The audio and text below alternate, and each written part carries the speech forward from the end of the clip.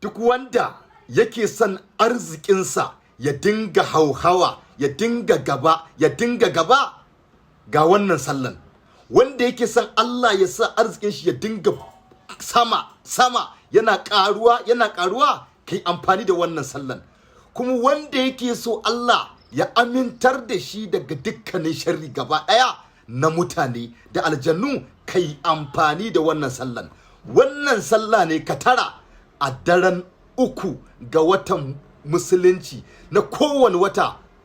Daren 3 ga wata za ka yi wannan sallar raka'a biyu. A cikin kowane raka'a za ka biya wannan ayan: huwal awwalu wal ahiru waz zahiru wal baɗin wa huwa bi kulli shay'in alim. Haka za ka biya a kowane raka'a.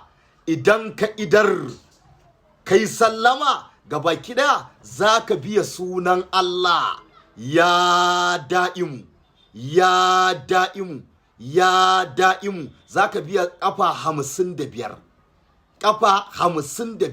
Sannan sai ka biya sunan Allah: ya dayyanu, ya dayyanu, ya dayyanu. Haka za ka biya kafa 65. Idan ka yi wannan sai ka ɗaga hannu kai addu'a: ya subhanallahi, ina taya ka murna. In ka samu kai wannan sallah, wallahi za ka ga buɗi, za ka ga fatahi, za ka ga arziki na ban mamaki. Dukiyanka, abinda kake juyawa, za ga irin yanda yake hauhawa cikin lidufin Allah, cikin fatahin Allah, cikin arzikin Allah. Allah, muna tawassali da matsayin Annabi Muhammadu.